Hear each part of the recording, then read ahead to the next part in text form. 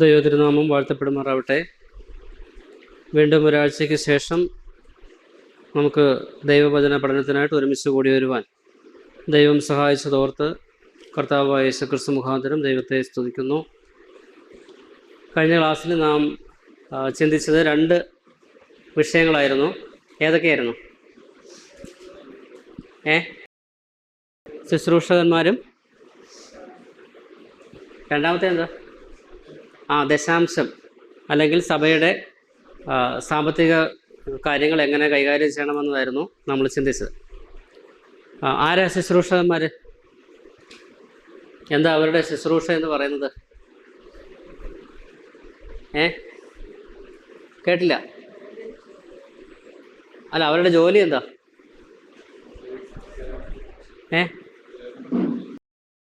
ശുശ്രൂഷയാണ്. ആത്മീയമോ ഭൗതികമോ? ഭൗതികം. ഓക്കെ. ആരാ അവരെ തിരഞ്ഞെടുക്കേണ്ടത്? ആരാ? ദൈവമാണോ? പിന്നെ സഭയാണ് തിരഞ്ഞെടുക്കുന്നത്. എന്താ അവരുടെ യോഗ്യത?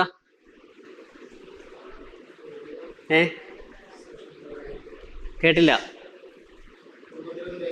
നിങ്ങൾ ഹോംവർക്ക് ചെയ്യുന്നില്ല. വീട്ടിൽ പോയി ഇതൊന്നും ഈ വേദഭാഗമൊന്നും എടുത്ത് വായിച്ച് നോക്കുന്നില്ല. എന്താ അവരുടെ യോഗ്യത? എന്താ?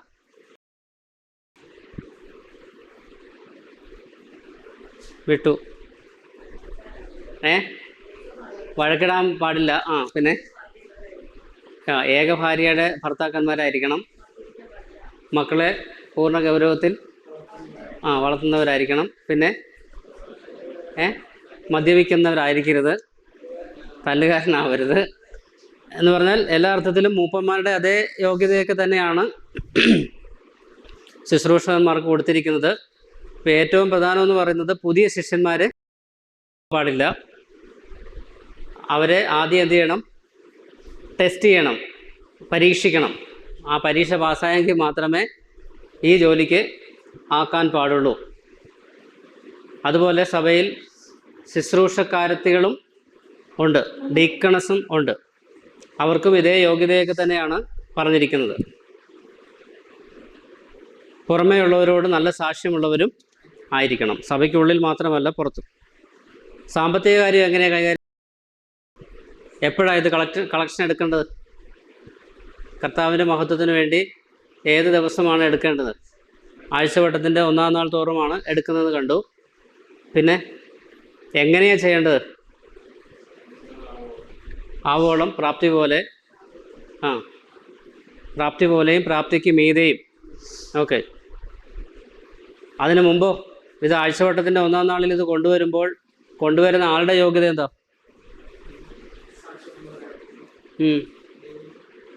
സാക്ഷ്യം മാത്രം. നമ്മൾ ആവർത്തന പുസ്തകം 26-ാം അധ്യായത്തിൻ്റെ അടിസ്ഥാനത്തിൽ വായിച്ചപ്പോൾ എന്താ വായിച്ചത്? നീ കൽപ്പിച്ചിട്ടുള്ള കൽപ്പനകളൊക്കെയും ഞങ്ങൾ എന്ത് ചെയ്തു? അതനുസരിച്ച് ജീവിച്ചതിന് ശേഷമാണ് ഈ ആഴ്ചവട്ടത്തിൻ്റെ 1-ാം നാൾ ഇതുകൊണ്ട് വന്നിരിക്കുന്നതെന്ന് സമ്മതിക്കണം. ഞാൻ അശുദ്ധനായിരുന്നപ്പോൾ അതിൽ നിന്നൊന്നും നീക്കി വെച്ചിട്ടില്ല. മരിച്ചവന് ഞാൻ അതിലൊന്നും കൊടുത്തിട്ടില്ല. എൻ്റെ ദാരിദ്ര്യത്തിൽ ഞാൻ അതിൽ നിന്ന് തിന്നിട്ടില്ല. കൊടുക്കുന്നതിന് വ്യവസ്ഥയുണ്ട്. ചുമ്മാ കൊണ്ട് കൊടുത്തിട്ട് കാര്യമില്ല. കൊരിന്ത്യർക്കെഴുതിയ 2-ാം ലേഖനം 8-9 അധ്യായങ്ങളുടെ അടിസ്ഥാനത്തിൽ മക്കദോന്യ സഭയിലെ വിശ്വാസികളെക്കുറിച്ച് പൗലോസ് പറയുന്നത്, അത് ഞങ്ങൾ വിചാരിച്ചിരുന്ന പോലെയല്ല.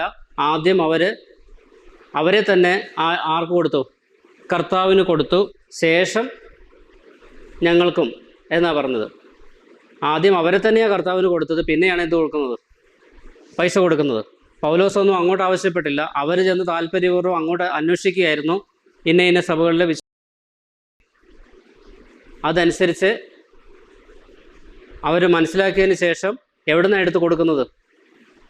മഹാദാരിദ്ര്യവും കഷ്ടതയുമായിരുന്നു അവരുടെ ബാങ്ക് ബാലൻസ് എന്ന് പറയുന്നത്. അതിൽ നിന്നാണ് അവർ കൊടുത്തത്. അപ്പം കൊടുക്കുമ്പോൾ ചുമ്മാ കൊടുത്തിട്ട് കാര്യമില്ല. വ്യവസ്ഥകൾക്കനുസരിച്ച് തന്നെ കൊടുത്തെങ്കിൽ അതുകൊണ്ട് പ്രയോജനമുള്ളൂ. ഇത്രയും കാര്യങ്ങളാണ് നമ്മൾ കഴിഞ്ഞ ക്ലാസ്സിൽ ചിന്തിച്ചത്. ഇന്ന് വളരെ വ്യത്യസ്തമായ 2 കാര്യങ്ങൾ, പക്ഷേ ഗൗരവതരമായ 2 കാര്യങ്ങളാണ്. ഇത് രണ്ടും വളരെ വിപുലമായ വിഷയങ്ങളാണെങ്കിലും നമ്മൾ ജനുവരിയിൽ ആരംഭിച്ച ഈ ക്ലാസ് ഇന്നത്തോടുകൂടെ വൈൻഡപ്പ് ചെയ്യാനായിട്ടാണ് ആഗ്രഹിക്കുന്നത്. അപ്പോൾ അതുകൊണ്ട് കമ്പിവാചകങ്ങളിൽ ഈ രണ്ട് കാര്യങ്ങൾ അവതരിപ്പിച്ച് ക്ലാസ് അവസാനിപ്പിക്കാമെന്നാണ് ഞാൻ വിചാരിക്കുന്നത്. ഏപ്രിൽ ആരംഭിച്ചു, ജനുവരിയിൽ ആരംഭിച്ചു, ഏപ്രിൽ അവസാനത്തെ ആഴ്ച. അപ്പോൾ നമ്മൾ ഏകദേശം ആഴ്ചകളുണ്ട്. എന്നാൽ എല്ലാ ആഴ്ചയിലും നമുക്ക് ക്ലാസ് ഇല്ലായിരുന്നു. എങ്കിലും ഇത്രയും 4 മാസം കൊണ്ട് ഈ വിഷയം അവസാനിപ്പിക്കാമെന്ന് വിചാരിക്കുകയാണ്. 2 കാര്യങ്ങളാണ് ഇന്ന് നമ്മൾ ചിന്തിക്കാൻ പോകുന്നത്. ഒന്ന്, സഭയിൽ സ്ത്രീകളുടെ സ്ഥാനവും ശുശ്രൂഷയും, അതൊരു കാര്യം. 2, സഭയുടെ ഉൽപ്രാപണം. സഭ ആരംഭിച്ചത് നമ്മൾ കണ്ടു, സഭയുടെ പ്രോസസ്സ്, പ്രായോഗിക തലം നമ്മൾ കണ്ടു. ഇനി സഭ എടുക്കപ്പെട്ട് എങ്ങനെയായിരിക്കും, അതുകൂടെ പറഞ്ഞെങ്കിലല്ലേ ഈ സബ്ജക്റ്റ് പൂർത്തീകരിക്കാൻ ഒക്കത്തുള്ളൂ. അത് തന്നെ വലിയൊരു വിഷയമാണ്. സഭയുടെ ഉൽപ്രാപണം എന്ന് പറയുന്നതും കർത്താവിൻ്റെ മടങ്ങി വരവെന്ന് പറയുന്നത്, അത് എസ്കറ്റോളജി എന്ന് പറയുന്ന ഭാവികാല തത്വശാസ്ത്രത്തിൽ പൂർണ്ണമായി ഉൾപ്പെട്ട് നിൽക്കുന്ന ഒരു വിഷയമാണ്. അത് വളരെ വിശദമായ നിലയിൽ പഠിക്കണമെങ്കിൽ ചില മാസങ്ങൾ തന്നെ അതിന് വേണ്ടി വരും. എങ്കിലും ഇത് സഭ എന്ന വിഷയമായതുകൊണ്ട്, സഭ ആരംഭിച്ചതും സഭ കണ്ടതുകൊണ്ട് സഭയുടെ അവസാനം എന്തായിരിക്കുമെന്നുള്ളതുകൂടെ പറഞ്ഞു വേണം ഈ ക്ലാസ് അവസാനിപ്പിക്കാനെന്നാണ് ഞാൻ ആഗ്രഹിച്ചത്. അപ്പോൾ ആദ്യമായിട്ട് സഭയിൽ സ്ത്രീകളുടെ സ്ഥാനവും ശുശ്രൂഷയും എന്ന കാര്യം ആദ്യം ഒന്ന് നമുക്ക് ചിന്തിക്കാം. 3 തലത്തിൽ തിരുവെഴുത്തിൽ സ്ത്രീകളെക്കുറിച്ച് അവതരിപ്പിക്കുന്നുണ്ട്. ഒന്ന്, സൃഷ്ടി എന്ന നിലയിൽ. മറ്റൊന്ന്, വീണ്ടെടുപ്പിൻ്റെ സാഹചര്യം, വീണ്ടെടുപ്പ്. 3-മത്, സഭയുടെ ക്രമത്തിൽ. അപ്പോൾ ഈ 3 കാര്യങ്ങൾ വിശദീകരിക്കേണ്ടതാണെങ്കിലും സഭയിലെ കാര്യങ്ങൾ മാത്രമാണ് അല്പം വിശദീകരിക്കാൻ ആഗ്രഹിക്കുന്നത്. അതിന് മുമ്പുള്ള കാര്യമെന്ന് പറയുന്നത് ഓടിച്ച് പറഞ്ഞു പോകത്തേ ഉള്ളൂ. ഒന്ന്, സൃഷ്ടി എന്ന നിലയ്ക്ക് ആദ്യം ദൈവം മനുഷ്യരിൽ ആരെയാണ് സൃഷ്ടിച്ചത്? അറിയാവുന്ന കാര്യമാകൊണ്ട് വിശദീകരിക്കുന്നില്ല. ആദ്യം ആരെയാണ് സൃഷ്ടിച്ചത്? ആദമിനെ സൃഷ്ടിച്ചു. ആയിരുന്നു എങ്കിലും ആദ്യം സൃഷ്ടിക്കപ്പെട്ടതാരാ? ആദമാണ്. അതിന് ശേഷമാണ് ആരെ സൃഷ്ടിച്ചത്? ഹവ്വയെ സൃഷ്ടിച്ചത്. അപ്പം തന്നെ അവിടെ ഒരു ഓർഡർ വന്നു, ഒരു ക്രമം വന്നു. ആദ്യം ആര് വന്നു? ആദം വന്നു. രണ്ടാമതെയാണ് ആര് വരുന്നത്? ഹവ്വ വരുന്നത്. അപ്പോൾ സൃഷ്ടിയുടെ ക്രമത്തിൽ തന്നെ പുരുഷന് ഒരു മേൽക്കോയ്മ ആര് കൊടുത്തിട്ടുണ്ട്? ദൈവം കൊടുത്തിട്ടുണ്ട്. 2-ാം സ്ഥാനമാണ് ആർക്ക് വന്നേക്കുന്നത്? സ്ത്രീക്ക് വന്നേക്കുന്നത്. ഇനി വിവാഹത്തിൻ്റെ കാര്യത്തിലോ, ആദമിന് വേണ്ടി ഹവ്വയായിരുന്നോ അതോ ഹവ്വയ്ക്ക് വേണ്ടി ആദമിനെ സൃഷ്ടിക്കുകയായിരുന്നോ? ആദമിന് വേണ്ടി തക്കതായ തുണയെ ഒരുക്കുകയാണ് ചെയ്തത്, തക്കതായ ഇണയെ അല്ല ഒരുക്കിയത്. വാക്കുകളൊക്കെ ശ്രദ്ധിക്കണം. തക്കതായ ഇണയല്ല, തുണയായിരുന്നു. അവിടെയും അന്നേരം ആർക്ക് വേണ്ടിയുള്ളതാണ്? ആദമിന് വേണ്ടിയിട്ടുള്ളതാണ്. ആദമിൻ്റെ ഏകാന്തത അവസാനിപ്പിക്കാൻ വേണ്ടിയായിരുന്നു കർത്താവ് എന്ത് ചെയ്ത്? ഹവ്വയെ തക്കതായ തുണയെ കൊടുത്തു. അപ്പോൾ വിവാഹം കർത്താവ് തൻ്റെ ഏദൻ തോട്ടത്തിൽ സ്ഥാപിച്ചു. അതിനകത്തൊരു ക്രമം ഉണ്ട് എന്ന് മനസ്സിലായി. ഇനി വീട്ടിലാണെങ്കിലോ, കല്യാണം കഴിഞ്ഞാൽ പിന്നെ വീടില്ല, കുടുംബമല്ലേ. സൃഷ്ടിയായി, കല്യാണമായി, കുടുംബം. തിമോഥെയോസിന് എഴുതിയ 1-ാം ലേഖനം 5:14 വായിക്കും.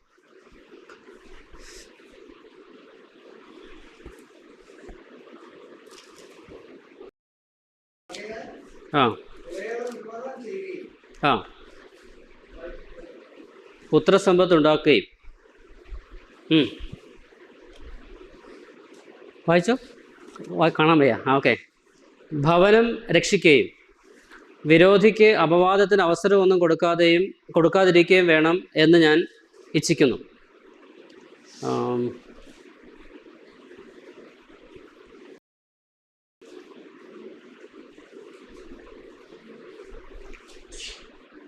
ഭവനം രക്ഷിക്കുക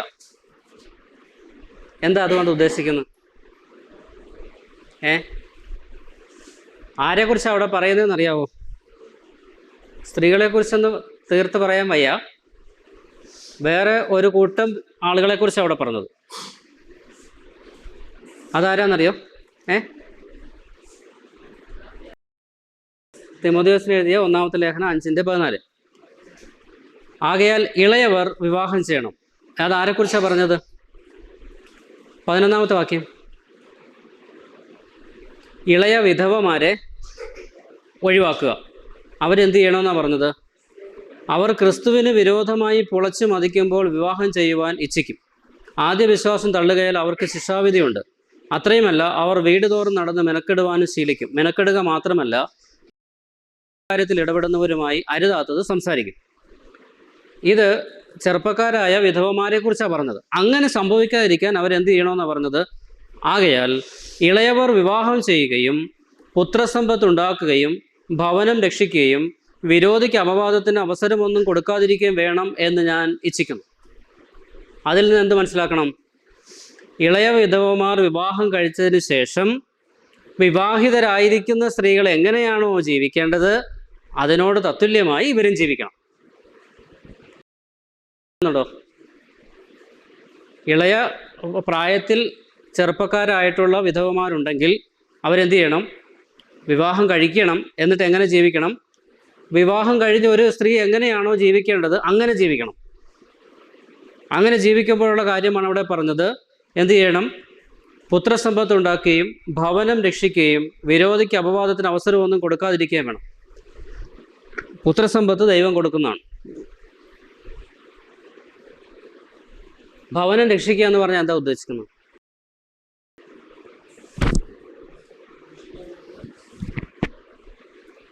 അപ്പോൾ പിന്നെ കെട്ടിയവൻ എന്താ ഇവിടെ പണി?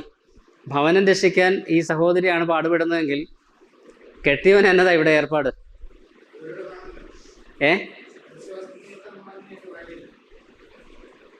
അപ്പോൾ എന്താണ് ഈ ഭവനം രക്ഷിക്കുക എന്നതുകൊണ്ട് ഉദ്ദേശിക്കുന്നത്?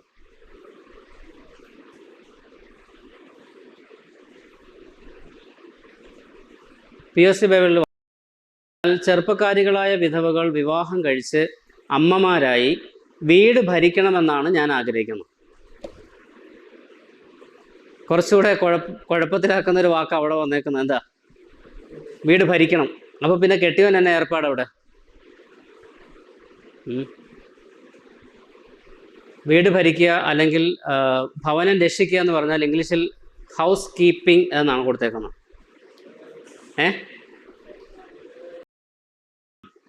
വളരെ വലിയൊരു ഉത്തരവാദിത്തമായത്. കാരണം പശ്ചാത്തലം എന്ന് പറയുന്നത് ഭർത്താവ് ജോലിക്ക് പോകുന്നയാളാണ്. ഭർത്താവ് ജോലിക്ക് പോയി ഭാര്യയ്ക്കും കുഞ്ഞുങ്ങൾക്കും ഭർത്താവിനും കുടുംബത്തിനും മൊത്തത്തിലുള്ള അധ്വാനത്തിൻ്റെ ഫലം കൊണ്ടുവരുമ്പോൾ ഇത് നാനാവിധമാക്കി ദൂർത്ത് കാണിച്ച് ചെലവഴിക്കാതെ എന്ത് ചെയ്യണം? മക്കളെ അനുസരണത്തിൽ വളർത്തണം. അവർക്ക് പഠനത്തിന് ആവശ്യമായ സഹായ സഹകരണങ്ങൾ ചെയ്തു കൊടുക്കണം. വീട്ടിലെ കാര്യങ്ങൾ നോക്കണം. അപ്പോൾ ഒത്തിരി കാര്യങ്ങൾ ഭർത്താവിന് വെളിയിൽ കൂടുതൽ ജോലി ആർക്കുണ്ട്? ഇതറിയണമെങ്കിൽ ഭർത്താവ് പറഞ്ഞാൽ മതി. ഭർത്താവിന് 2 ദിവസം വീട്ടുജോലി ഏർപ്പാടാക്കിയാൽ മതി. വീട്ടിലെ അലക്കും നനയും കുളിയും പാത്രം കഴുകലും പാചകവും വീട് തുടയ്ക്കലും തൂക്കലും എല്ലാം 1 ദിവസമോ 2 ദിവസമോ കെട്ടിയവനെ ഏൽപ്പിച്ചാൽ 2 ചെവിയിലും ചെമ്പരത്തിപ്പും വെച്ച് കെട്ടിയവൻ ഓടുന്നത് കാണാം. കാരണം ഇച്ചിരി ബുദ്ധിമുട്ടുള്ള ഒരു പരിപാടിയായി വീട്ടുജോലി, വീട് സംരക്ഷിക്കുക എന്ന് പറയുന്നത്.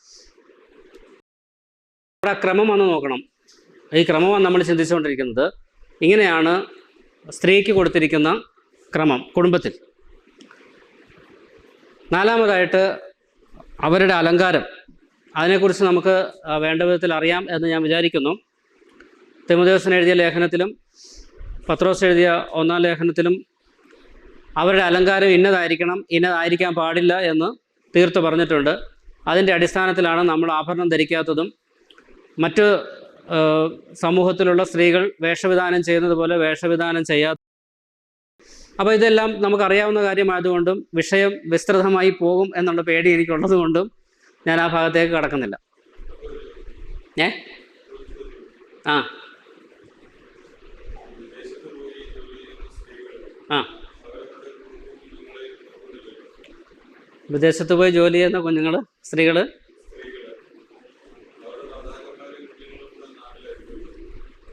അങ്ങനെയുണ്ട്. ഇല്ലെന്ന് ഞാൻ സമ്മതിക്കുന്നില്ല, ഇല്ലെന്ന് ഞാൻ പറയുന്നില്ല. പക്ഷേ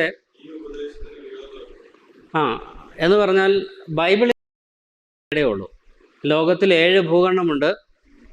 എവിടെ ചെന്നാലും ബൈബിളിന് ഒരു സ്റ്റാൻഡേർഡേ ഉള്ളൂ, ഒരൊറ്റ നിലവാരമേ ഉള്ളൂ. അതനുസരിക്കേണ്ടുന്നവന് അനുസരിക്കാം, മനസ്സില്ലാത്തവന് അനുസരിക്കേണ്ട. പക്ഷെ അതിൻ്റെ ശരിയും തെറ്റും വിധി എഴുതുന്നത് കർത്താവാണ്. ആ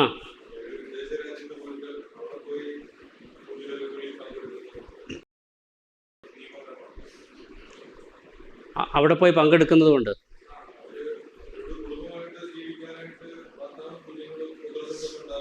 ആ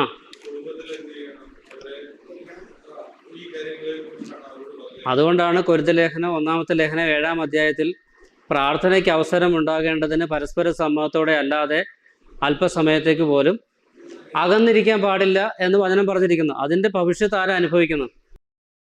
അകന്നിരിക്കുന്നവർ തന്നെയായിരിക്കും അനുഭവിക്കുന്നത്. അതിന് വേറെ ആർക്കും ഉത്തരവാദിത്വമില്ല. ആ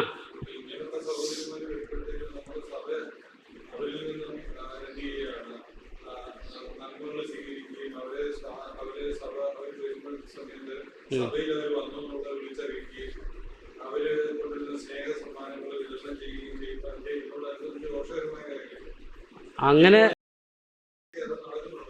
നമ്മുടെ സഭകളിലെല്ലാം അത് നടക്കുന്നുണ്ട്. അത് ശരിയാണ്.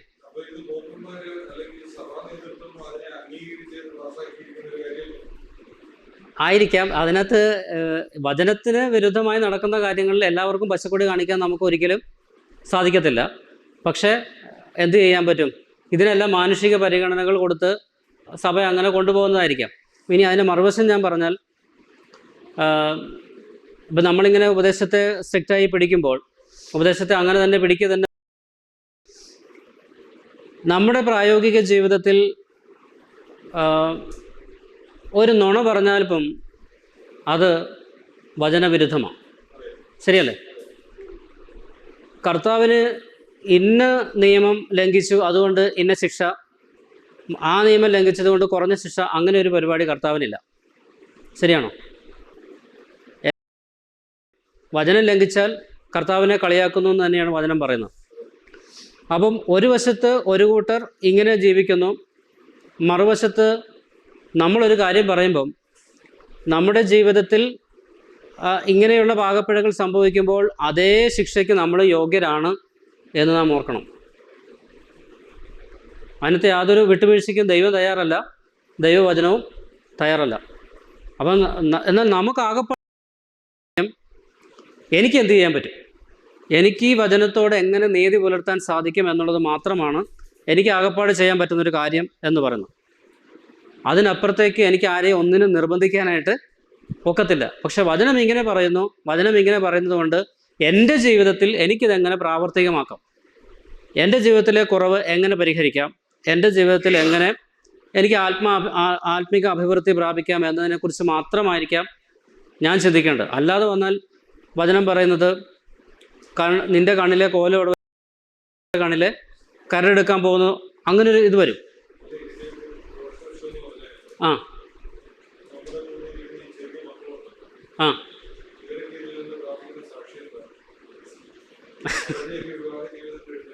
ആ ആ ആ ഇവിടെ എനിക്ക് പറയാനുള്ളത്,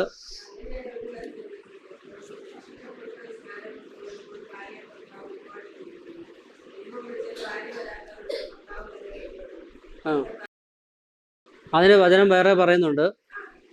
ഭാര്യമാരുടെ നടപ്പിനാൽ ഈ ഭർത്താവ് എന്ത് ചെയ്തോളും, ചേർന്ന് നടന്നു വരാൻ ഇടയാ. നമ്മളൊന്നും പറയണ്ട, സുവിശേഷവും പറയണ്ട, ഒന്നും ചെയ്യണ്ട. പക്ഷേ ജീവിതത്തിൻ്റെ സാക്ഷ്യം കൊണ്ടും പ്രാർത്ഥനയുടെ ഫലവുമായിട്ട് ആ സഹോദരൻ വിശ്വാസി ആയിക്കോളും. ഇനി തിരിച്ച് ഭർത്താവ് വിശ്വാസിയും ഭാര്യ അവിശ്വാസിയുമാണെങ്കിലും അതേ വചനം തന്നെയാണ് പറഞ്ഞിരിക്കുന്നത്. ആ ആ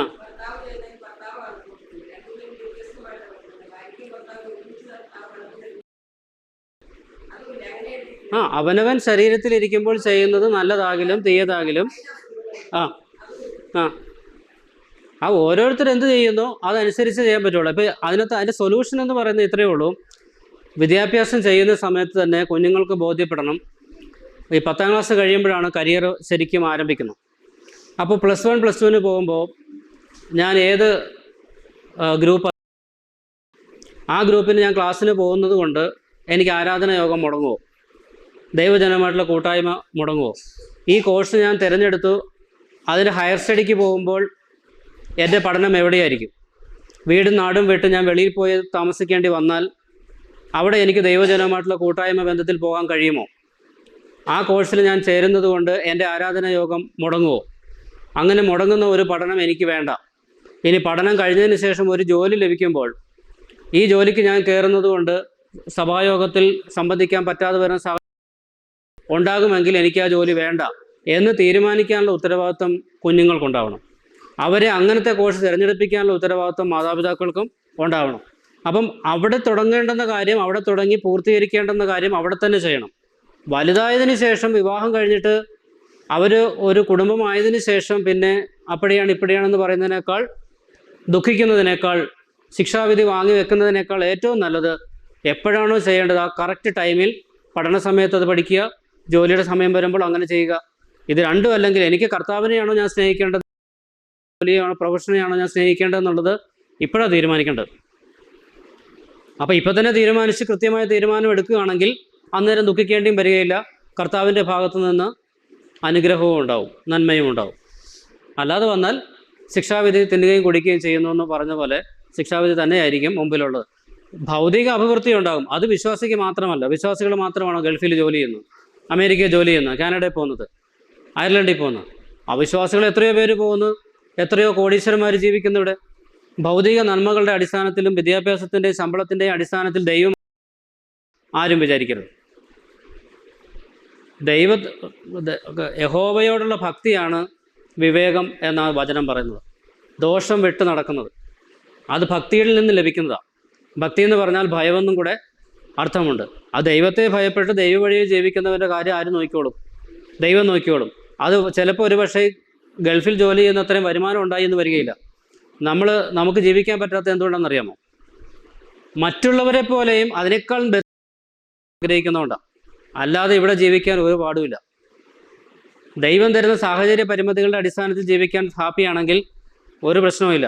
അവനെപ്പോലെ ജീവിക്കണം, ഇവനെപ്പോലെ ജീവിക്കണം, അതിനേക്കാൾ ബെറ്ററായിട്ട് ജീവിക്കണമെന്ന് ആഗ്രഹിക്കുമ്പോഴാണ് നമുക്ക് എന്ത് വരുന്നത്?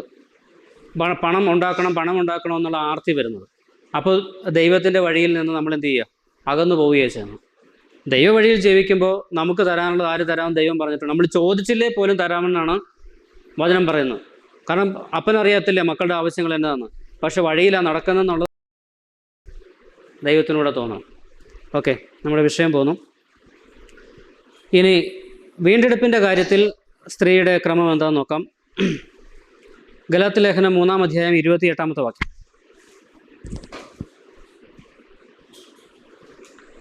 ഗലാത്യ ലേഖനം 3-ാം അധ്യായം 28-ാമത്തെ വാക്യം.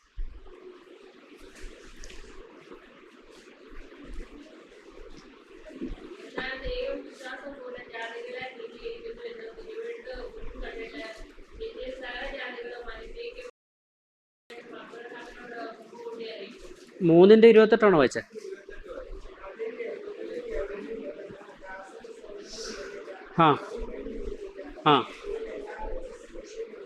നിങ്ങളെല്ലാവരും ക്രിസ്തുയേശുവിൽ ഒന്നത്രേ. ദാസനെന്നും യജമാനനെന്നുമില്ല, യഹൂദനെന്നും യവനനെന്നുമില്ല, സ്ത്രീയെന്നും പുരുഷനെന്നുമില്ല, സഹോദരനും സഹോദരിയൊന്നുമില്ല, എല്ലാവരും ക്രിസ്തുവിൽ ഒന്നാണ്. അത് വീണ്ടെടുപ്പിനോട് ബന്ധത്തിലാണ് പറയുന്നത്. കൊരിന്ത്യർക്ക് എഴുതിയ 2-ാം ലേഖനം 5:17.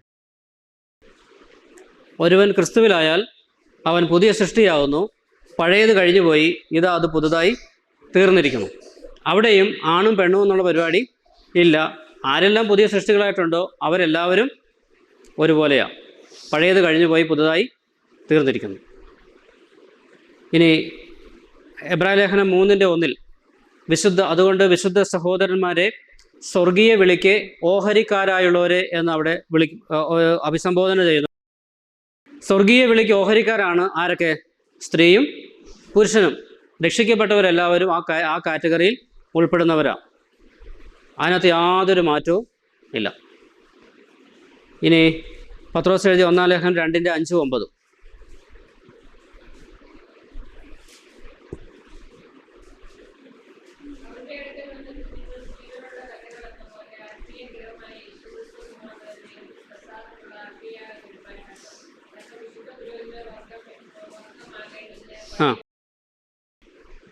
9ാമത്തെ വാക്യം കൂടെ.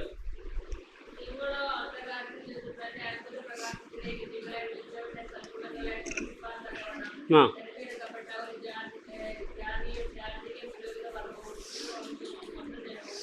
9ാമത്തെ വാക്യത്തിൽ വിശ്വാസിയുടെ പദവിയെക്കുറിച്ചാണ് പറഞ്ഞത്.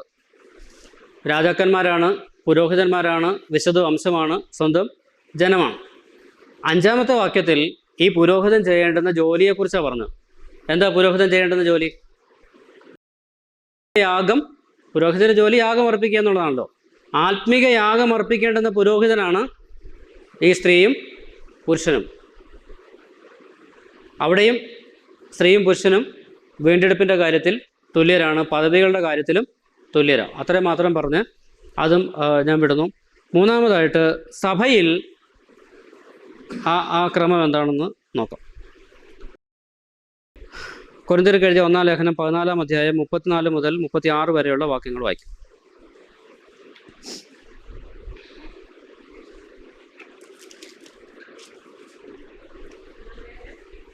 കൊരിന്ത്യർക്ക് എഴുതിയ 1-ാം ലേഖനം 14-ാം അധ്യായം 34 മുതൽ 36 വരെയുള്ള വാക്യങ്ങൾ.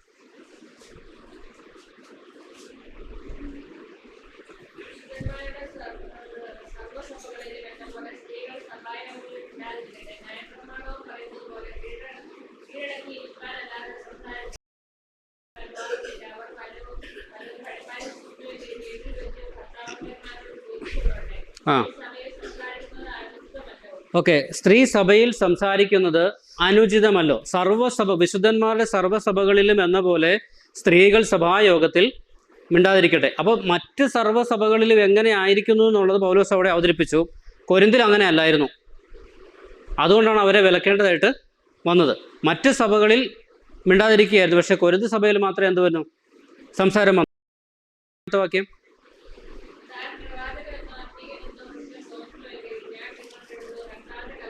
36. ദൈവവചനം നിങ്ങളുടെ ഇടയിൽ നിന്ന് പുറപ്പെട്ടത്. ആരുടെ ഇടയിൽ നിന്ന്? കൊരിന്ത്യരുടെ ഇടയിൽ നിന്നാണോ പുറപ്പെട്ടത്? നിങ്ങൾക്ക് മാത്രമാണോ ലഭിച്ചത്? സ്വീകരിച്ചതെന്നാണ്. നിങ്ങൾ മാത്രമാണോ സ്വീകരിച്ചതെന്നാണ് POC എഴുതിയേക്കുന്നത്. നിങ്ങൾ മാത്രമല്ല, വേറെ ആൾക്കാരും എന്ത് ചെയ്തിട്ടുണ്ട്?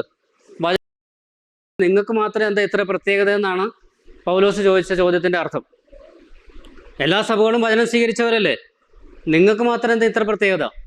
അതാ പൗലോസ് ചോദിച്ചതിൻ്റെ അർത്ഥം. അപ്പം ഇനി ന്യായപ്രമാണവും അങ്ങനെ തന്നെയാണ് പറയുന്നത്. പഴയ നിയമവും പറയുന്നത് എങ്ങനെയാണ്? പഴയ നിയമത്തിൽ ഏതെങ്കിലും ലേഡി പുരോഹിതന്മാരുണ്ടായിരുന്നോ യാഗമർപ്പിക്കാൻ? സമാഗമന കൂടാരത്തിലോ യെരുശലേം ദേവാലയത്തിലോ ഏതെങ്കിലും സ്ത്രീയായിട്ടായിരുന്നോ? ഇല്ലായിരുന്നു. അവിടെയും ശുശ്രൂഷകൾ മുഴുവൻ ആരാ ചെയ്തുകൊണ്ടിരുന്നത്? പുരോഹിതന്മാരാണ്. അഹരോന്യ ഗൃഹത്തിൽപ്പെട്ട, ലേവ്യ ഗോത്രത്തിൽപ്പെട്ട അഹരോന്യ ഗൃഹത്തിൽപ്പെട്ടവർക്കായിരുന്നു പൗരോഹിത്യ ശുശ്രൂഷ മുഴുവൻ കൊടുത്തത്. അവിടെ മൊത്തം ആണുങ്ങളാണ് ചെയ്തുകൊണ്ടിരുന്നത്. അപ്പം ന്യായപ്രമാണം ഇത് തന്നെയാണ് പറയുന്നത്. മിണ്ടരുത് എന്ന് പറഞ്ഞാൽ അതിൻ്റെ അർത്ഥം അതിന് മുകളിലുള്ള വാക്യം പറഞ്ഞാൽ മനസ്സിലാവും. കൊരിന്ത്യർക്ക് എഴുതിയ 1-ാം ലേഖനം 14-ാം അധ്യായത്തിൻ്റെ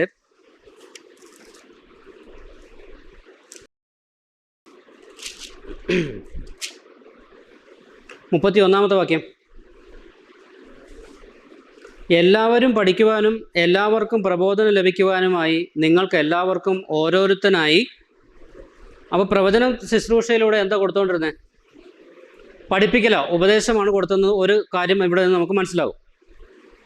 ഇപ്പം നമ്മൾ നേരത്തെ വായിച്ചത് എന്താ? അവർ വല്ലതും പഠിക്കുവാൻ ഇച്ഛിക്കുന്നുവെങ്കിൽ വീട്ടിൽ വെച്ച് ഭർത്താക്കന്മാരോട് അതാ മിണ്ടരുതെന്ന് പറഞ്ഞാൽ അർത്ഥം. പഠിപ്പിക്കേണ്ടത് ആരാ? അന്നേരം പ്രവചിക്കേണ്ടത്, അന്യഭാഷ പറയേണ്ടത് ആരാ? അതാ കൊരിന്ത്യരോട് പൗലോസ് പറയുന്നത്. അവിടെ പക്ഷേ എന്താ സംഭവിച്ചതെന്ന് ചോദിച്ചാൽ ആണും പെണ്ണും എല്ലാവരും കൂടെ കിടന്ന് എന്തോ ചെയ്തുകൊണ്ടിരിക്കുക? അന്യഭാഷയിൽ പെയ്ത് പെറുക്കിക്കൊണ്ടിരിക്കുകയായിരുന്നു. അതുകൊണ്ടാണ് പൗലോസ് അവരെ നിശ്ചിതമായി വിമർശിക്കുകയും അത് പറ്റത്തില്ല എന്ന് തീർത്ത് പറയുകയും ചെയ്തു. ഇനി പ്രാർത്ഥിക്കാമോ? 11-ാം അധ്യായം, കൊരിന്ത്യർക്ക് എഴുതിയ 1-ാം ലേഖനം 11-ാം അധ്യായം.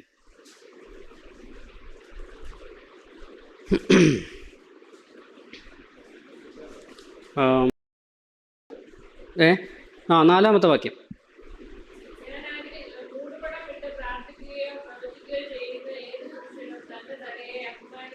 ഓക്കെ, 13-ാമത്തെ വാക്യം.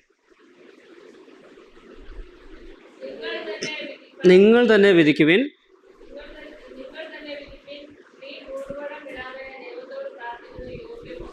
സ്ത്രീ മൂടുപടം ഇടാതെ ദൈവത്തോട് പ്രാർത്ഥിക്കുന്നത്, നേരത്തെ പറഞ്ഞ കാര്യത്തിൽ എന്താ പറഞ്ഞത്? മൂടുപടം ഇട്ട് പ്രാർത്ഥിക്കുകയോ മൂടുപടം ഇല്ലാതെ പ്രാർത്ഥിക്കുകയോ പ്രവചിക്കുകയോ ചെയ്യുന്ന ഏത് സ്ത്രീയും തൻ്റെ തലയെ അപമാനിക്കുന്നു. കൺഫ്യൂഷനായോ? നിങ്ങൾക്കിപ്പോഴൊരു ചോദ്യം എന്നോട് ചോദിക്കാനുണ്ട്. എന്താ? പ്രവചിക്കുകയും ചെയ്യാം, പ്രാർത്ഥിക്കുകയും ചെയ്താൽ എന്ത് ചെയ്താൽ മതി? മൂടുപടം ഇട്ടാൽ മതി. അങ്ങനെ ഒരു അർത്ഥമുണ്ടോ അതിന്? കാരണം ബാക്കി 14-ാമത്തെ അധ്യായത്തിൽ അതിനെ പറ്റത്തില്ല എന്ന് പറയുകയും 11-ാമത്തെ അധ്യായത്തിൽ അനുവാദവും കൊടുത്തെങ്കിൽ പൗലോസിന് തെറ്റി, ദൈവാത്മാവിന് തെറ്റി, അഥവാ ദൈവത്തിന് തെറ്റിയെന്ന് അതിൻ്റെ അർത്ഥം. അപ്പോൾ എന്താ ഉദ്ദേശിക്കുന്നത്? അത് മനസ്സിലാക്കാനായിട്ട് ഒരു ഉദാഹരണം പറയാം. കുട്ടികളുടെ മുമ്പിൽ വെച്ചിട്ട് വീട്ടിൽ ഒരപ്പൻ ചീത്ത പറഞ്ഞു എന്ന് വിചാരിക്കും, തെറി ഉപയോഗിച്ചു, വാക്ക് ഉപയോഗിച്ചു എന്ന് വിചാരിക്കും. അപ്പോൾ ഒരാൾ ശാസിക്കുകയാണ്. കുട്ടികളുടെ മുമ്പ്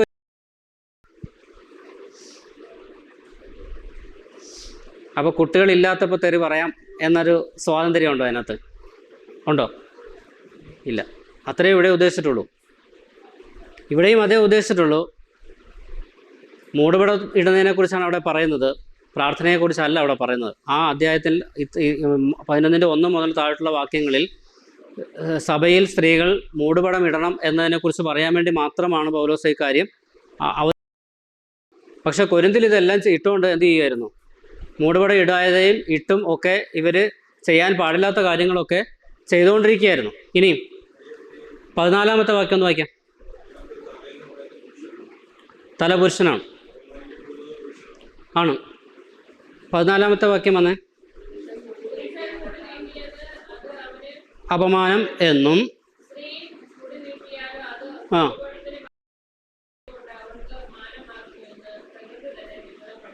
ഓക്കെ. അപ്പോൾ അതിനകത്തൊരു ചോദ്യം വീണ്ടും വരും. എന്താ ചോദ്യം എന്ന് ചോദിച്ചാൽ, മുടി എന്തിനു നൽകിയിരിക്കുന്നതാണ് വായിച്ചത്? നീളമുള്ള മുടി എന്തിനാ തന്നിരിക്കുന്നത്? മൂടുപടമായിട്ട്. അപ്പോൾ പിന്നെ എന്തിനാ സഭയിൽ മൂടുപടം ഇടുന്നത്? ചോദ്യം ന്യായമല്ലേ? മൂടുപടത്തിന് പകരം തന്നിരിക്കുന്നു എന്നാണ് നമ്മൾ വായിച്ചത്. ആ,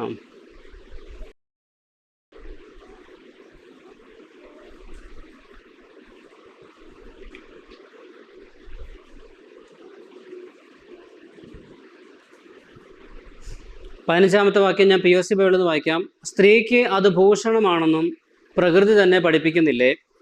തലമുടി സ്ത്രീക്ക് ഒരു ആവരണമായി നൽകപ്പെട്ടിരിക്കുന്നു. മൂടുപടത്തിന് പകരം തന്നിരിക്കുന്നു എന്നുള്ള അർത്ഥത്തിലല്ല പറഞ്ഞേക്കുന്നത്. സ്ത്രീയുടെ സൗന്ദര്യം തന്നെ എവിടെ ഇരിക്കുന്നത്? മുടിയിലായിരിക്കണം. മുടി കൊഴിച്ചിൽ അനുഭവിക്കുന്നവർക്ക് അതിന് ധാരാളമുണ്ട്.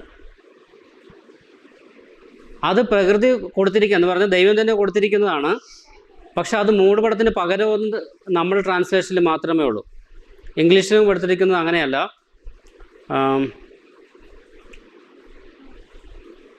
Four her hair is given to her for a covering. അത് ദൈവം അങ്ങനെ കൊടുത്തിരിക്കുക, മൂടുപടത്തിന് പകരം കൊടുത്തിരിക്കുന്നതല്ല. അതൊരു ഭൂഷണമാണ്, അലങ്കാരമാണ്. അപ്പോൾ തന്നെ ഒരു സ്വകാര്യതയ്ക്ക് വേണ്ടിയാണ് കൊടുത്തിരിക്കുന്നത്. അത് സ്ത്രീകൾക്ക് പറഞ്ഞാൽ മനസ്സിലാവും. മറ്റൊരു ആശയം കൂടെ അതിനകത്തുണ്ട്. ഈ മുസ്ലിം സ്ത്രീകൾ വീടിനകത്താണെങ്കിലും പുറത്താണെങ്കിലും റോഡിലൂടെ പോയാലും എവിടെ പോയാലും എന്തു ചെയ്യും? യഹൂദ സ്ത്രീകളും അങ്ങനെ തന്നെയാണ്. പക്ഷേ ഇവിടെ സഭയുടെ അകത്ത് അല്ലെങ്കിൽ പ്രാർത്ഥിക്കുമ്പോൾ എന്ത് ചെയ്തിരിക്കണം? അത്രേ ഉദ്ദേശിച്ചിട്ടുള്ളൂ. അത് ദൂതന്മാർ നിമിത്തം അധീനതാ ലക്ഷ്യം. അവർ ദൂതന്മാർ എന്ത് ചെയ്യുക? ദൈവത്തിന് വിധേയപ്പെട്ട് ജീവിക്കുന്നവരാണ്. അതായത് ദൈവം സുപ്പീരിയറും ദൂതന്മാർ സബോർഡിനേറ്റും. ദൈവം മേലാളും ദൂതന്മാർ അടിയാളന്മാരുമാണ്. അപ്പോൾ അവിടെ ഒരു മേൽക്കോയ്മയും ഒരു അടിമത്വവും വരുന്നു, അല്ലെങ്കിൽ ഒരു ഉയർന്ന സ്ഥാനവും താഴ്ന്ന സ്ഥാനവും വരുന്നുണ്ട്. അങ്ങനെയാണെങ്കിൽ ഇവിടെ പുരുഷനാരാണ്? പുരുഷനാണ് സ്ത്രീയുടെ തലം. അപ്പം തന്നെ ആ ഓർഡർ മനസ്സിലായി. പുരുഷനാണ് മേധാവിത്വം, സ്ത്രീയാണ് താഴെ നിൽക്കുന്നതെന്ന് മനസ്സിലായി. അപ്പോൾ സഭയിൽ ഈ മൂടിപടം ഇടുമ്പോൾ ഒരു സബോർഡിനേഷൻ ഉണ്ട്. ഈ കാര്യം അവതരിപ്പിക്കാൻ വേണ്ടിയാണ് ഇത് പറയുന്നത്. അല്ലാതെ മൂടുപടം ഇട്ടുകൊണ്ട് പ്രവചിക്കാമെന്നോ പ്രാർത്ഥിക്കാമെന്നോ സഭയിൽ അങ്ങനെ ഒരു അവകാശം കൊടുത്തിട്ടില്ല. ഇനി അതിനെന്താ തെളിവ്? മറ്റൊരു തെളിവുണ്ട്. തിമോഥെയോസിന് എഴുതിയ ഒന്നാമത്തെ ലേഖനം 2-ാം അധ്യായത്തിൻ്റെ 8-ാമത്തെ വാക്യം.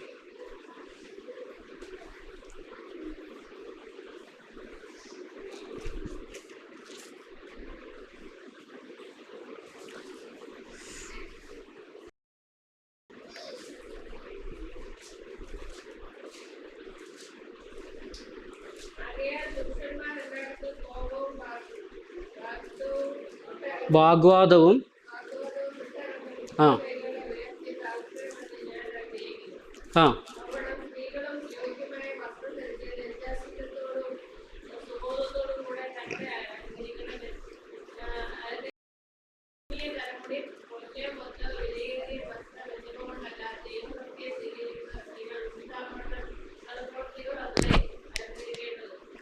ഓക്കെ, തൽക്കാലം അവിടെ നിൽക്കട്ടെ.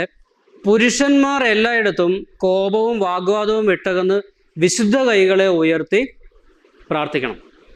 അപ്പോൾ എല്ലായിടത്തും പരസ്യ പ്രാർത്ഥനയ്ക്ക് പെർമിഷൻ കൊടുത്തിരിക്കുന്ന ആർക്കാ? കൊള്ളാം. സഭായോഗം അല്ലാതെയുള്ള മിക്സഡ് എന്ന് പറഞ്ഞാൽ സ്ത്രീയും പുരുഷനും അടങ്ങുന്ന ഏത് യോഗമായാലും കൊള്ളാം. അതിനെന്താ കൊടുത്തേക്കുന്നത്? ആ എല്ലായിടത്തും വിശുദ്ധ കൈകളെ ഉയർത്തി പ്രാർത്ഥിക്കാൻ അനുവാദം കൊടുത്തിരിക്കുന്ന ആർക്കാ? സഹോദരന്മാർക്ക് മാത്രമാണ് അനുവാദം കൊടുത്തിരിക്കുന്നത്. ഇനി സ്ത്രീ എന്താ ചെയ്യേണ്ടത്? 11-ാമത്തെ വാക്യത്തിൽ സ്ത്രീ മൗനമായിരുന്ന് പൂർണ്ണ അനുസരണത്തോടുകൂടെ പഠിക്കട്ടെ, മൗനമായിരിക്കുവാനല്ലാതെ ഉപദേശിക്കുവാനോ പുരുഷനോ ഞാൻ സ്ത്രീയെ അനുവദിക്കുന്നില്ല. ഇതല്ലാതെ വേറെ വഴിയില്ല. ഇത് ഇങ്ങനെ തന്നെ ചെയ്യുക എന്നുള്ളതേ ഉള്ളൂ. രണ്ടാമതൊരു ഓപ്ഷൻ നമ്മുടെ മുമ്പിലില്ല. തിരഞ്ഞെടുക്കാനുള്ള അവകാശം നമുക്കില്ല. ദൈവവചനം ഇങ്ങനെ ഖണ്ഡിതമായി പറഞ്ഞു കഴിഞ്ഞാൽ അത് അങ്ങനെ തന്നെ അനുസരിക്കുന്നതിൽ കവിഞ്ഞ് നമ്മുടെ ഇഷ്ടത്തിനനുസരിച്ച് ഒരു വളച്ചൊടിക്കൽ ഇതിനകത്ത് കൊണ്ടുവരാനായിട്ട് പാടില്ല. ഇനി സഹോദരിമാരുടെ ശുശ്രൂഷ എന്ന് പറയുന്നത് തന്നെ ധാരാളമുണ്ട്. വീട്ടിൽ ഞാൻ നേരത്തെ പറഞ്ഞു, മക്കളോടുള്ള ബന്ധത്തിൽ, കുടുംബത്തോടുള്ള ബന്ധത്തിൽ, വീടിനോടുള്ള ബന്ധത്തിലൊക്കെ ധാരാളം ശുശ്രൂഷകളുണ്ട്. ഡീക്കൺസ്മാരുടെ ശുശ്രൂഷ, കാർത്തികളുടെ ശുശ്രൂഷയെക്കുറിച്ച് ഞാൻ നേരത്തെ പറഞ്ഞു. പിന്നെ സമൂഹത്തിന് ഒരുപാട് സേവനങ്ങൾ ഒരു വിശ്വാസി എന്ന നിലയ്ക്ക് അയൽവാസികളോട്, സമൂഹത്തോട് ഒക്കെ ഉത്തരവാദിത്വം സഹോദരിമാർക്കുണ്ട്. സുവിശേഷം അറിയിക്കുന്ന കാര്യത്തിലുണ്ട്. ദൈവദാസന്മാരെ പരിചരിക്കുന്നതിൽ എന്ന് പറഞ്ഞാൽ ആഹാര കാര്യത്തിൽ അതിഥി സൽക്കാരം നിർവഹിക്കുന്നതിലൂടെ, പ്രാർത്ഥനയിലൂടെ ഒത്തിരി കാര്യങ്ങളുണ്ട്. പിന്നെ മുതിർന്ന സഹോദരിമാർക്ക് ഇളയ സഹോദരിമാരെ ഉപദേശിക്കാനുള്ള അനുവാദം കൊടുത്തിട്ടുണ്ട്. പക്ഷെ കൊടുക്കുന്നയാൾക്ക് എന്തുണ്ടായിരിക്കണം? മാതൃകാ ജീവിതം, സാക്ഷ്യ ജീവിതവും ഉപദേശ നിശ്ചയമുള്ളവർ ആയിരിക്കണം. എങ്കിൽ മാത്രമേ ഇളയ സഹോദരിമാരെ ഉപദേശിക്കാനായിട്ട് ഒക്കത്തുള്ളൂ. അങ്ങനെ ധാരാളം ശുശ്രൂഷകൾ അവർക്കുണ്ട്. എന്നാൽ സഭയിലെ ക്രമം ഇങ്ങനെയാണ്. ഇത് കർത്താവിൻ്റെയാണ് സഭ. ഇവിടുത്തെ തലയെന്ന് പറയുന്നത് കർത്താവ് തന്നെയാണ്, പുരുഷൻ. അപ്പോൾ ഇങ്ങനെ തന്നെ ആയിരിക്കണം സഭയിലെ കാര്യങ്ങൾ നിർവഹിക്കപ്പെടേണ്ടത്. സമയം പോകുന്നതുകൊണ്ട് അവസാന വേദഭാഗത്തേക്ക് വരികയാണ്. സഭയുടെ ഉൽപ്രാപണം എന്ന് പറഞ്ഞാൽ സഭ എടുക്കപ്പെടുന്നു. Rapture of the church.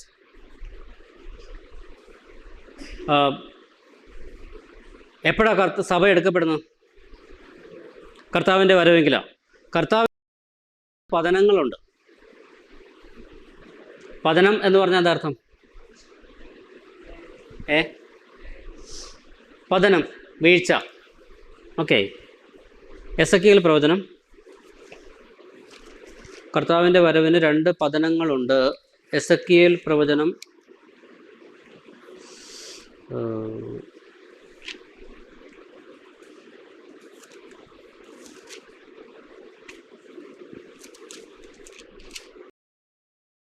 40-ാം അധ്യായം 6-ാമത്തെ വാക്യം വായിക്കാം.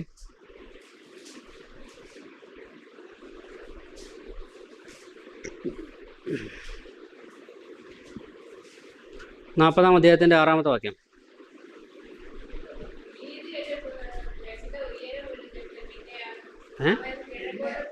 പിന്നെ അവൻ കിഴക്കോട്ട്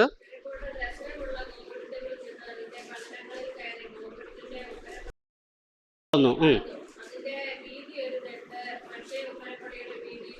ഓക്കെ. 22-ാമത്തെ വാക്യം.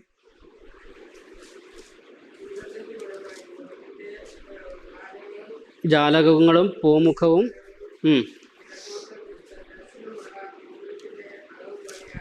ആ 7 പതനത്താൽ അതിലേക്ക് കയറാം. അതിൻ്റെ പൂമുഖം അതിൻ്റെ അകത്ത് ഭാഗത്തായിരുന്നു. 26-ാമത്തെ വാക്യം, അതിലേക്ക് കയറുവാൻ 7 പതനം ഉണ്ടായിരുന്നു. ഈ 3 വാക്യങ്ങളിലും പതനം എന്ന വാക്ക് വന്നിട്ടുണ്ട്. പതനം, പതനം. വീഴ്ചയ്ക്കും പതനം എന്ന് പറയാറുണ്ട്. പക്ഷെ ഇവിടെ പറഞ്ഞിരിക്കുന്ന പതനം സ്റ്റെപ്സ് ആണ്. സ്റ്റെപ്പ്, ഇംഗ്ലീഷ് ബൈബിളിൽ സ്റ്റെപ്സ് എന്നാണ് കൊടുത്തേക്കുന്നു. പടികൾ, 2 ഘട്ടങ്ങൾ ഉണ്ട് എന്നാണ് ഇനി പറഞ്ഞതിൻ്റെ അർത്ഥം. 2 സ്റ്റെപ്പ് ബൈ സ്റ്റെപ്പായിട്ടാണ് കർത്താവിൻ്റെ മടങ്ങി വരവിന് ഉള്ളത്. 2 സ്റ്റെപ്പുകളുണ്ട്. ഇപ്പോൾ 2 പതനങ്ങളുണ്ടെന്ന് പറഞ്ഞതിൻ്റെ അർത്ഥം ഇതെല്ലാം സ്റ്റെപ്സ് എന്നാണ് ഉപയോഗിച്ചിരിക്കുന്നത്. എസെക്കിയേൽ പ്രവാചകൻ കണ്ട ദർശനമാണ്. യെരുശലേം ദേവാലയത്തിൽ ഭാവിയിൽ നടക്കാനിരിക്കുന്നതാണ്. അത് വിഷയം വേറെ ആയതുകൊണ്ട് അതിലേക്ക് പോകുന്നില്ല. ആ വാക്ക് മാത്രമേ ഞാൻ പറഞ്ഞുള്ളൂ.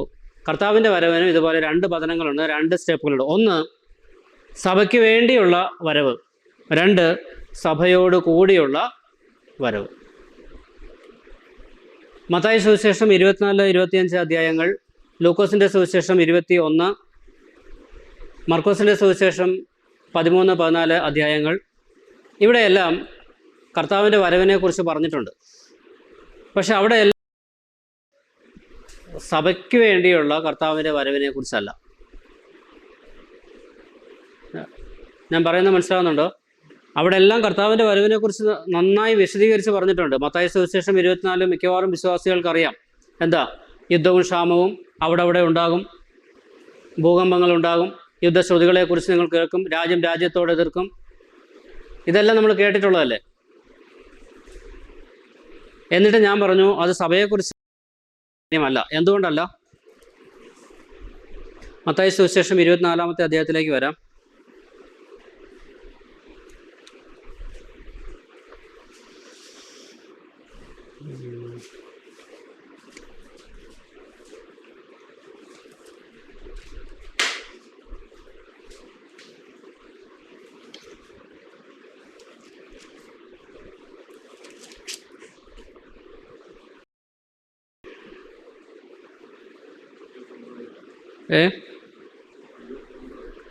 അല്ല,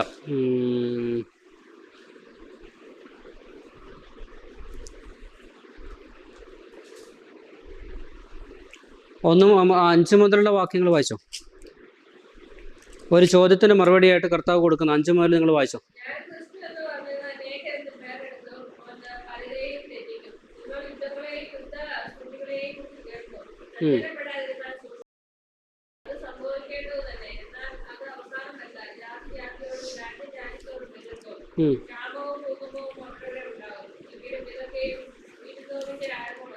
ആ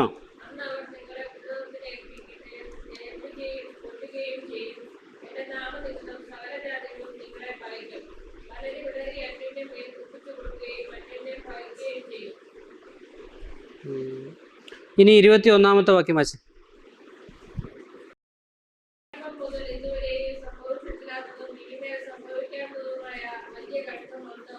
ഓക്കെ, ഇത്രയും നേരം പറഞ്ഞ കഷ്ടങ്ങളെക്കുറിച്ച് മനസ്സിലായോ? ഇത്രയും നേരം പറഞ്ഞ കഷ്ടങ്ങൾ എന്തൊക്കെയാ? ജാതി ജാതിയോടെ എതിർക്കും, യുദ്ധങ്ങളെയും യുദ്ധശ്രുതികളെയും കുറിച്ച് കേൾക്കും, ക്ഷാമവും ഭൂകമ്പവും അവിടെ ഉണ്ടാകും. ഇത് എപ്പോൾ ഉണ്ടായതാ? ഇതെല്ലാം രാജ്യം രാജ്യത്തോട് എതിർക്കുന്നത്, ജാതി ജാതിയോട് എതിർക്കുന്നത്, യുദ്ധങ്ങൾ ഉണ്ടാകുന്നത്, ക്ഷാമങ്ങൾ ഉണ്ടാകുന്നത് ലോകം എന്ന് ആരംഭിച്ചോ അന്ന് മുതലേ ഇതെല്ലാം ഉള്ളതാണ്. അപ്പോൾ കർത്താവ് പറഞ്ഞു ഈറ്റ് നോവിൻ്റെ ആരംഭം ആയിട്ടുള്ളൂ. പിന്നെന്താ ഇപ്പം 21-ാമത്തെ വാക്യത്തിൽ എന്താ വായിച്ചത്? ലോകം ആരംഭം മുതൽ ഇന്ന് വരെ സംഭവിച്ചിട്ടില്ലാത്തതും ഇനിമേൽ സംഭവിക്കാത്തതുമായ വലിയ കഷ്ടം അന്ന് ഉണ്ടാവും. അപ്പോഴേ ആകത്തുള്ളൂ. അപ്പോൾ ഇപ്പോൾ ഈ നടന്നുകൊണ്ടിരിക്കുന്ന കാര്യങ്ങളൊക്കെ കാണുകയും കേൾക്കുകയും ചെയ്യുമ്പോൾ കർത്താവ് അതൊക്കെ എത്തി, അവിടെ എത്തി, ഇവിടെ എത്തി എന്നൊക്കെ പലരും പറയുന്നുണ്ടെങ്കിലും അതിലൊന്നും ഒരു കാര്യവും ഇല്ല. ലോകം ആരംഭിച്ചിട്ട് ഇന്ന് വരെ ഉണ്ടാകാത്ത കഷ്ടങ്ങൾ അന്നുണ്ടാകും.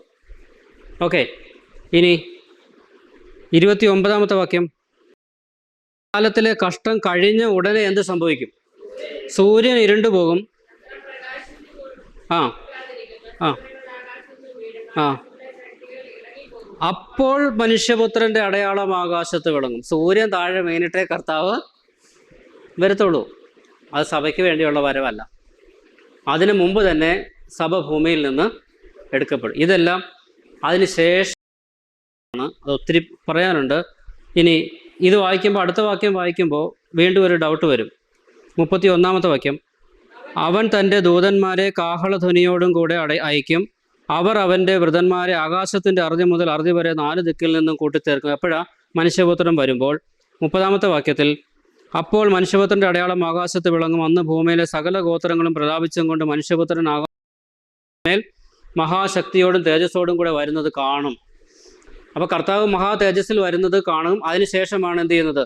തൻ്റെ ദൂതന്മാരെ അയച്ച് ലോകത്തിൻ്റെ 4 ദിക്കിൽ നിന്നും തൻ്റെ വൃതന്മാരെ തൻ്റെ സഹിതത്തിൽ ചേർക്കുന്നു. അപ്പോൾ ഇങ്ങനെ വായിക്കുമ്പോൾ പെട്ടെന്നൊരു ഡൗട്ട് ഉണ്ടാകും, അത് സഭയെ എടുക്കാൻ വേണ്ടിയിട്ട് കർത്താവ് വരുന്നതല്ലേ? അല്ല.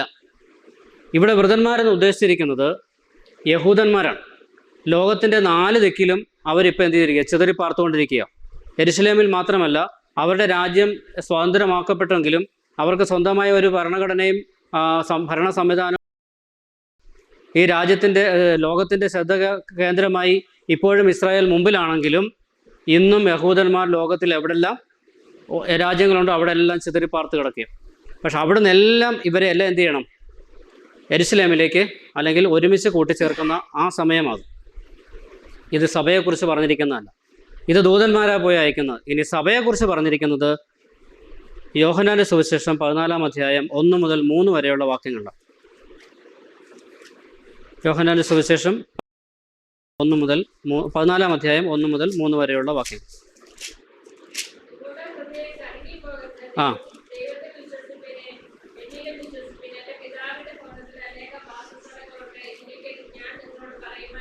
ആ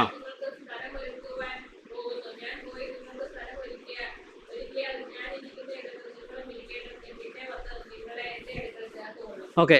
ആരാ ചേർക്കുന്നത് ഇവിടെ? ഇവിടെ ആരാ വിശ്വാസിയെ ചേർക്കുന്നത്?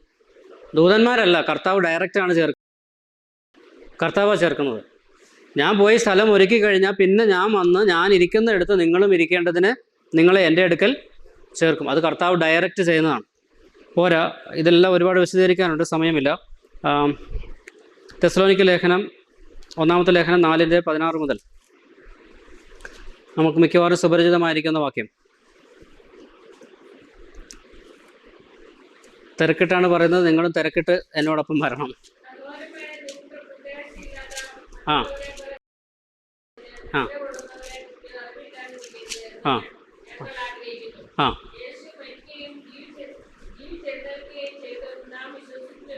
ആ ഓക്കെ. 16 മുതൽ ഓക്കെ. ആ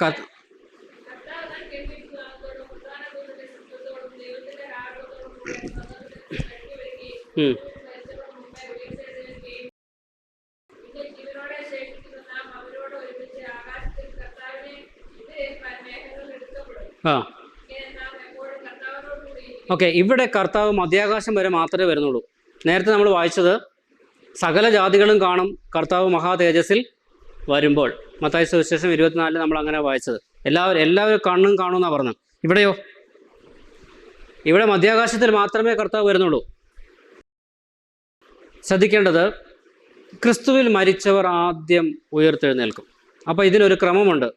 ഈ പുനരുദ്ധാനത്തിന് ഒരു ക്രമമുണ്ട്, അല്ലെങ്കിൽ കർത്താവിൻ്റെ അടുക്കിലേക്ക് ഇവർ എടുക്കപ്പെടുന്നതിന് ഒരു ക്രമമുണ്ട്. നമ്മൾ അതിന് മുമ്പത്തെ വാക്യത്തിൽ വായിക്കുന്നത്, നാം നിദ്ര കൊണ്ടവർക്ക് മുമ്പ് ആവുകയില്ല എന്ന് പറഞ്ഞാൽ മരിച്ചുപോയവർക്ക് മുമ്പേ നമ്മൾ കർത്താവിൻ്റെ അടുക്കിലേക്ക് എടുക്കപ്പെടത്തില്ല.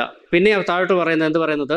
മരിച്ചവരാദ്യം ഉയർത്തെഴുന്നേൽക്കണം, അവർക്ക് ജീവനോടെ ഇരിക്കുന്ന നമുക്കും തേജസ്കരിക്കപ്പെട്ട ശരീരം കിട്ടിയിട്ട് നമ്മൾ 2 കൂട്ടരും ഒരുമിച്ചാണ് എങ്ങോട്ട് എടുക്കപ്പെടുന്നത്.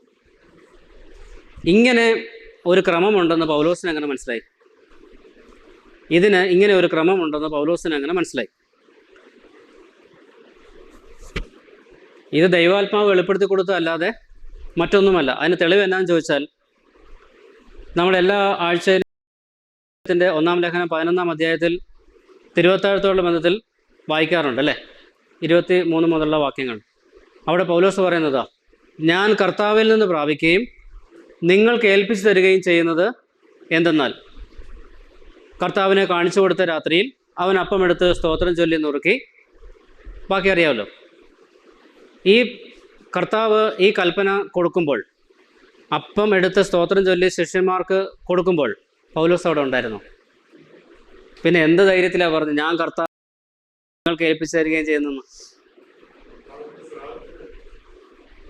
അതാണ് ഞാൻ ചോദിക്കുന്നത്. ഇത് എവിടെ വെച്ചാണ് ഇത് സ്ഥാപിക്കുന്നത്? ഈ തിരുവത്താഴ സ്ഥാപിക്കുന്നത് മാളികമുറിയിൽ വെച്ചിട്ടാണ്. അവിടെ യൂദാസ് ഉൾപ്പെടെയുള്ള 12 പേരുണ്ടായിരുന്നു. അതിന് തൊട്ട് മുമ്പാണ് യൂദാസ് അവിടെ നിന്ന് പോകുന്നത്. ബാക്കി 11 പേര് അവിടെ ഉണ്ട്. പൗലോസ് പിന്നെയും നാളുകൾ കഴിഞ്ഞിട്ടാണ് വിശ്വാസിയാകുന്നത്. പക്ഷെ പൗലോസ് എന്താ പറഞ്ഞത്? ഞാൻ കർത്താവിൽ നിന്ന് പ്രാപിക്കുകയും നിങ്ങൾക്ക് ഏൽപ്പിച്ചു തരികയും ചെയ്യുന്നത്. ഇത് കർത്താവിൻ്റെ വ്യക്തിപരമായ ദർശനത്താൽ ലഭിച്ചതാണ്.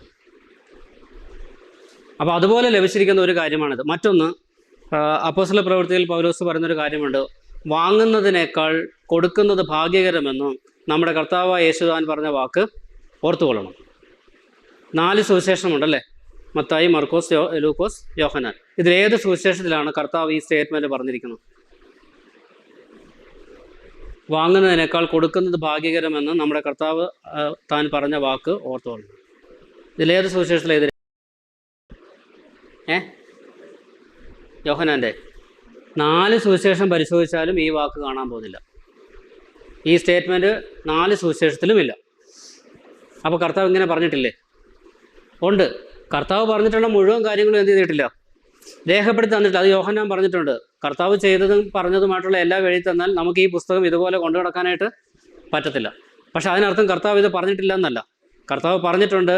ഒന്നുകിൽ പ്പെടുത്തി കൊടുത്തു, അല്ലെങ്കിൽ മറ്റാരോ പറഞ്ഞ്, മറ്റ് അപ്പോസ്തലന്മാർ ആരെങ്കിലുമൊക്കെ പറഞ്ഞ് പൗലോസ് അറിഞ്ഞിട്ടുണ്ട്. അപ്പോൾ കർത്താവ് അങ്ങനെ പറഞ്ഞിട്ടുണ്ടെന്നുള്ളത് വാസ്തവമാണ്. പക്ഷെ അവിടെ പൗലോസ് ഇല്ലായിരുന്നു എന്നുള്ളതും വാസ്തവം. എന്നാൽ ഇവിടെ കർത്താവ് തന്നെയാണ് ഈ പുനരുദ്ധാനത്തിൻ്റെ ക്രമം, അല്ലെങ്കിൽ എടുക്കപ്പെടുന്നതിൻ്റെ ക്രമം ആർക്ക് വെളിപ്പെടുത്തി കൊടുത്തത്? പൗലോസിന് വെളിപ്പെടുത്തി കൊടുത്തു. എന്നിട്ട് എന്താ പറഞ്ഞത്? ഇങ്ങനെ നാം അവരോടൊരുമിച്ച് ആകാശത്തിൽ കർത്താവിന് എതിരെ എടുക്കപ്പെടും. ഇങ്ങനെ നാം എപ്പോഴും കർത്താവിനോട് കൂടെ ആയിരിക്കും. സഭ എടുക്കപ്പെടുകയാണ് അങ്ങനെ. അത് ആകാശമേഘങ്ങളിൽ ആണ് എടുക്കപ്പെടുന്നത്. മധ്യാകാശം വരെ കർത്താവ് വരത്തുള്ളൂ. ഇനി ഫിലിപ്പ് ലേഖനം 3-ാം അധ്യായത്തിൻ്റെ 20-21 വാക്യങ്ങൾ. നമ്മുടെ പൗരത്വമോ സ്വർഗത്തിലാകുന്നു. അവിടെ നിന്ന് കർത്താവായ യേശുക്രിസ്തു നമ്മുടെ രക്ഷിതാവായി വരുമെന്ന് നാം കാത്തിരിക്കുന്നു. ബാക്കി എന്താ? തൻ്റെ അത്യന്ത ശക്തി കൊണ്ട് നമ്മുടെ ഈ താഴ്ചയുള്ള ശരീരത്തെ തൻ്റെ ദിവ്യ ശരീരത്തോട് അനുരൂപമായി രൂപാന്തരപ്പെടുത്തും. കർത്താവായ യേശുക്രിസ്തു ഉയർത്തെഴുന്നേറ്റപ്പോൾ തനിക്ക് ലഭിച്ച ശരീരം എങ്ങനെയാണോ അതിനോട് അനുരൂപമായ ഒരു ശരീരം നമുക്കും കിട്ടും. പറഞ്ഞാൽ മനസ്സിലായോ? അതിനോട് അനുരൂപമായ. ഇതെങ്ങനെ സംഭവിക്കുന്നത്? തൻ്റെ അത്യന്ത ശക്തി കൊണ്ട് കർത്താവ് ചെയ്യുന്ന കാര്യമാണ്. നമ്മളാരും ഒന്നും ചെയ്യുന്നത്. ഇനി കൊരിന്ത്യർക്ക് എഴുതിയ 1-ാം ലേഖനം 15-ാം അധ്യായം 58-59 വാക്യങ്ങളിൽ ആ അധ്യായം മുഴുവൻ പുനരുദ്ധാനത്തെക്കുറിച്ചാണ് പറയുന്നത്. അവിടെ ഞൊടി നേരം കൊണ്ട് എന്ത് സംഭവിക്കും? കണ്ണിമയ്ക്കുന്നതിനിടയിൽ രൂപാന്തരം സംഭവിക്കുമെന്ന് രേഖപ്പെടുത്തിയിട്ടുണ്ട്. കർത്താവ് കാഹളം ധ്വനിക്കും. കണ്ണിമയ്ക്കുന്നതിനിടയിൽ എന്ന് പറഞ്ഞാൽ ഒരു കണ്ണടച്ച് തുറക്കാൻ എത്ര സമയം വേണം? സെക്കൻഡ് മതി. പക്ഷെ അവിടെ ഉപയോഗിച്ചിരിക്കുന്ന ഗ്രീക്ക് വാക്ക് 18 സെക്കൻഡ് മതി എന്നാണ്. 1 സെക്കൻഡിനെ 18 ഭാഗിച്ചിട്ട് അതിലൊരു ഭാഗം മാത്രം മതി ഇത്രയും കാര്യങ്ങൾ നടക്കാൻ. ഒരുപാട് സമയമൊന്നും കർത്താവിന് വേണ്ട. 1 സെക്കൻഡ് പോലും ഇതിനകത്ത് വേണ്ട. ആ സെക്കൻഡിനെ 18 ഭാഗമായിട്ട് മതി. 18 തിരിച്ചാൽ ഒരു ഭാഗം മാത്രം മതി ഈ രൂപാന്തരം സംഭവിക്കാം. ഇനി നമ്മൾ ശ്രദ്ധിക്കേണ്ട മറ്റൊരു കാര്യം, എവിടെല്ലാം കർത്താവ് സഭയ്ക്ക് വേണ്ടി വരുന്നതിനെ കുറിച്ച് രേഖപ്പെടുത്തിയിട്ടുണ്ടോ അവിടെ എല്ലാം വിശ്വാസികളുടെ ഉത്തരവാദിത്വം പറഞ്ഞിട്ടുണ്ട്. നിങ്ങളുടെ ഹൃദയം കലങ്ങിപ്പോകരുത്. ദൈവത്തിൽ വിശ്വസിക്കുവിൻ, എന്നിലും വിശ്വസിക്കുവിൻ. ഈ വിശ്വാസം ഉണ്ടെങ്കിൽ മാത്രമേ കലങ്ങിപ്പോകാതെ ജീവിക്കാനായിട്ട് ഒക്കത്തുള്ളൂ. ഈ വചനങ്ങളെ കൊണ്ട് അന്യോന്യം തെസ്സലോനിക്കയിലെ സഭയിലെ വിശ്വാസികൾ കലങ്ങിയിരിക്കുകയായിരുന്നു. എന്താ കലങ്ങത്തിന് കാരണം? മരിച്ചവരെങ്ങോട്ടാണ് പോയെന്ന് ഒരു പിടിയില്ല.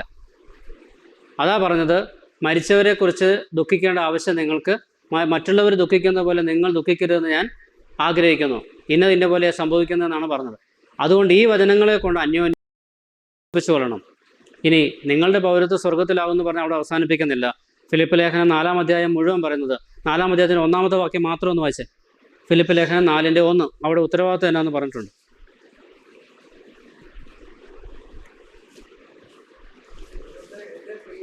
ആ അതുകൊണ്ട് അതുകൊണ്ട് എൻ്റെ പ്രിയരും വാഞ്ചിതരുമായ സഹോദരന്മാരെ, ആ ആ ആ ആ ആ ഇങ്ങനെ കർത്താവിൽ നിലനിൽക്കുവിൻ. ഇംഗ്ലീഷിൽ വായിക്കുന്ന ഉറച്ചു നിൽക്കാനാണ് പറഞ്ഞത്. ആടിപ്പോകരുത്, ചാഞ്ചല്യം ഉണ്ടാവരുത്. വിശ്വാസികൾക്ക് ഉറച്ചു നിൽക്കണം. എന്തുകൊണ്ട് ഉറച്ചു നിൽക്കണം? എൻ്റെ പൗരത്വം ഇവിടെയല്ല അവിടെയാ. അവിടുന്ന് എൻ്റെ രക്ഷിതാവ് വരാൻ പോവുക, എന്നെ അനുരൂപമായി രൂപാന്തരപ്പെടുത്തി അങ്ങോട്ട് കൊണ്ടുപോകും. അതിൽ ഉറച്ചു നിൽക്കാനാണ് പറഞ്ഞത്. അതാ അവൻ്റെ ഉത്തരവാദിത്വം എന്ന് പറയുന്നത്. ഇനി കൊരിന്ത്യർ ലേഖനം 15 അവസാനത്തെ വാക്യം, 57 വാക്യം. നമ്മുടെ കർത്താവായ യേശുക്രിസ്തു മുഖാന്തരം നമുക്ക് ജയം നൽകുന്ന ദൈവത്തിന് സ്തോത്രം. ആകയാൽ എൻ്റെ പ്രിയ സഹോദരന്മാരെ, നിങ്ങൾ ഉറപ്പുള്ളവരും കുലുങ്ങാത്തവരും നിങ്ങളുടെ പ്രയത്നം കർത്താവിൽ വ്യർത്ഥമല്ലെന്നറിഞ്ഞിരിക്കാൻ കർത്താവിൻ്റെ വേലയിൽ എപ്പോഴും വർദ്ധിച്ചു വരുന്നവരും. അവിടുത്തെ ഉത്തരവാദിത്തം എന്താ നേരം? ചെയ്യുന്നതൊന്നും വ്യർത്ഥമല്ലെന്ന് മനസ്സിലാക്കി കർത്താവിൻ്റെ വേലയിൽ ഏറ്റവും വർദ്ധിച്ചു വരണം. ഒരു വാക്യം കൂടെ വായിച്ച് നമുക്ക് അവസാനിപ്പിക്കാം. യോഹന്നാൻ്റെ 1-ാമത്തെ ലേഖനം 2-ാം അധ്യായത്തെ വാക്യം.